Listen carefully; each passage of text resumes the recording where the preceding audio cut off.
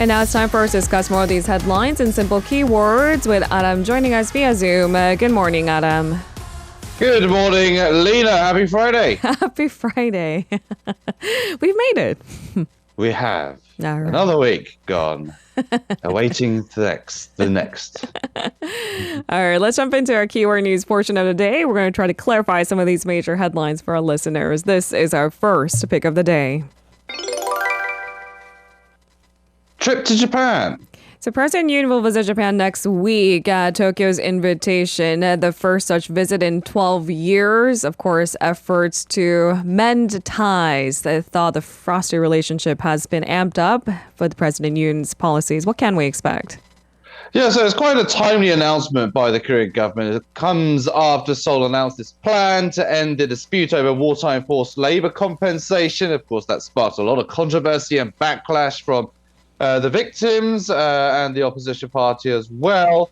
Only 2 weeks, in fact, since that announcement was made. Now, the former president, Lee Myung-bak, was the last to make actually a state visit to Japan all the way back in 2011. So it's been a while. Moon Jae-in did actually visit Osaka back in 2019, but that was for a G20 summit. So it wasn't an official state visit by him to the neighboring country. Now, as terms of his schedule, Yoon will hold a summit meeting with Japanese Prime Minister Fumio Kishida. The top officer of the visit will be an important milestone in the improvement and development of relations. Yoon hopes to seek and expand cooperation across various areas, including security, economy, society and culture. Other details of Yoon's itinerary in Japan are still under discussion, including the exact date of which that summit will actually take place.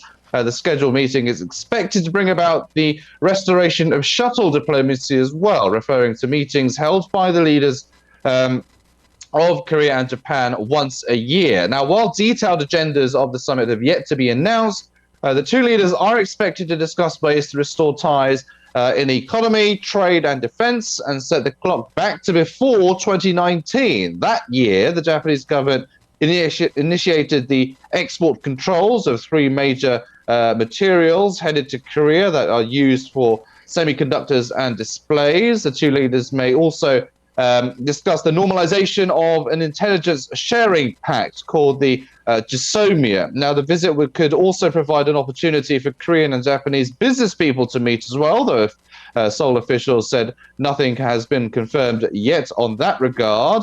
Japan's Chief Cabinet Secretary Hirokazu Matsuno said Tokyo's invitation for Yoon was a result of close communication between the two countries since Yoon's inauguration.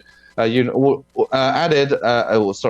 added that Korea is an important neighbor, that Japan should cooperate in various issues in the international society. The Prime Minister, Kishida, said he views the trip as an opportunity to improve ties as well. And he also said he will defend Yoon's compensation plan that has faced backlash as well. So he seems to be getting the backing of the Japanese Prime Minister when he's facing a lot of backlash here at home. All right, we'll move on to our second keyword of the day.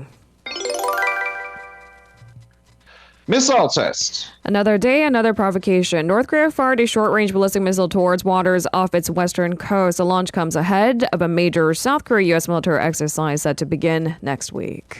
Yeah, so South Korea's Joint Chiefs of Staff said the missiles fired at around 6:20 p.m. yesterday from the western port city of Nampo toward the Yellow Sea. Further details on the launch weren't immediately available. Now, the missile went on a rare path towards the water between the Korean Peninsula and China, so the West Sea, as it's also known. Almost all of North Korea's missiles are fired usually towards waters off its east coast. Now, the Joint Chiefs of Staff is maintaining a full readiness posture in close cooperation with the U.S., as well as strengthening its monitoring and vigilance.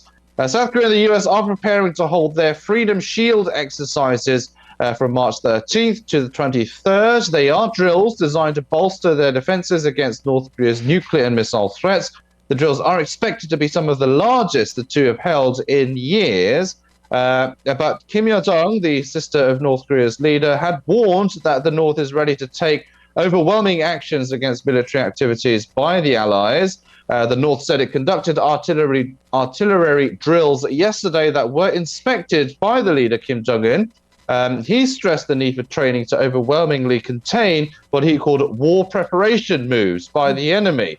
And the US State Department said North Korea will continue to face increased consequences unless it changes its behavior. So we're still in this kind of vicious cycle of North Korea conducting these missile tests, South Korea and the US doing these joint military drills, and the North Korea, again, retaliating or showing force against those drills as well. So we're in that loop at the moment. All right, let's move on to our third keyword of the day. Bullying crackdown. So the issue of bullying has surfaced again after President Yoon's recent personal appointment was withdrawn after the candidate's son was found to have been a bully. Some of our listeners asked why would the parent be held responsible? And actually, one of our listeners responded, he defended his son in court, and that is why, well, there was a backlash, I suppose. And so he resigned. The government has announced plans to crack down on bullying at large. I mean, it's not the first time the government has proposed something like this. However, it seems to be a timely topic. It certainly is. Now, this whole controversy surrounds Chung Soon-shin, the disgraced appointee for head of the National Office of Investigation. Police are actually investigating him on suspicions that he intentionally hid his son's school violence lawsuit during the vetting process. So that is one of the updates so far. And the issue has brought to light the issue of bullying again. And there was actually a recent study showing that existing countermeasures against school violence in Korea were found to have been mostly ineffective. And that is why the government is trying to fix that issue. So amid the intensifying controversy, the Education Ministry has submitted a plan to Parliament to strengthen anti-bullying measures. It will consider extending the retention period for students' records of the abuse. It will also consider reflecting such records in the college entrance examination as well. Now, currently, when school violence perpetrators are punished by their schools for their behavior, their records remain for only 2 years after graduation. Records of low-level discipline can even be deleted when the student graduates as well. So it seems there is a little bit of leeway in terms of disciplinary measures when it comes to bullying. But of course, the issue of bullying has come to light not only because of the Chung Soon-shin issue, but the Netflix drama The Glory as well has kind of shone another light on the issue of bullying. So it's certainly getting more attention again recently. And yes, that appointee, as one of the listeners rightly pointed out, is he was a former prosecutor, so he used his legal knowledge to try and protect his son in the lawsuit of this bullying case. The victim filed a lawsuit against the son, and it eventually went all the way to the Supreme Court as well, something that's a rare occurrence when it comes to bullying cases. They usually resolved, or not resolved rather, settled, I should say, right, yes, right. Early on in the stages. But yes, the father did certainly support his son, despite the fact that he was guilty of bullying. It raises questions about ethics, right? And so he had to resign. As for that TV series you alluded to, I believe part 2 is being unveiled today. It's where the revenge strikes. And so Right. it's supposed to be a little bit more satisfying. The first part is extremely difficult to watch. Yeah, I haven't watched it. I only watched the first episode, but I haven't watched the episodes after it. But I'll certainly be catching up. It's actually really tough because, I mean, after a successful TV series, the writer and then the team behind The Glory revealed that some of the torture methods were actually loosely based on true stories. And I think that makes it even more difficult for us to, watch the show. Yeah, we do hear news reports of such incidents taking place. As I said, I only watched the first episode, but I did believe that this could be a realistic reality. So, yeah, I mean, it's unfortunate that it's still occurring. All right. So with that, bullying crackdown still on the top of the agenda for President Yoon's administration. Let's move on to our fourth keyword of the day. Disability welfare. So the government has pledged to provide customized support for people with disabilities. They will be able to choose which welfare best suits them. So instead of this sort of umbrella, there's a limit to how many times you can access it and the amount. It could be more specified. More specified and more tailored indeed, yes. The pledge came after a meeting on policies for disabled people presided over by the Prime Minister Han Dok-soon. Han said the policy for disabled people is the core of the welfare of the vulnerable people in the government. He said the government will push for policies with the goal of equal life, as he put it, of disabled people throughout customized support. Customized being the key word there. Now, from next month, the government will introduce a caregiving service for disabled people in case of a short-term absence of their primary caregivers. In the first half of next year, the government will set up a 24-hour care system to assist people struggling with serious and persistent disabilities as well. To improve their mobility rights, the government will introduce more low-floor buses as well as taxi services for disabled people as well. So not just physically handicapped people, but there's also measures in place for, say, autistic people. They are able to get more people assigned to them to help them get on with their daily lives as well. I mean, Korea has been a country that's often been criticized for its lack of policies or welfare policies when it comes to disabilities. I mean, especially if we look at the public transport, a lot of the taxis that drive around in Korea are not very wheelchair accessible, for example. I mean, you do get those yellow kind of mini buses for the disabled, but how many of them are there on the roads? And interestingly, I saw a video on YouTube recently that showed the famous London black cab is actually being introduced here in Korea, but it is too expensive to be commercialized or to be put to use in the public at the moment. But those cabs, especially in London, they have wheelchair access, they have ramps in which, and there's a lot of room where physically handicapped people can get about. So that was an interesting video that I saw recently as well. So there are signs of improvement, but I think there's still a ways to go. Right. It is about accessibility, as you've highlighted. So we'll keep tabs on that as we move on to our final keyword of the day.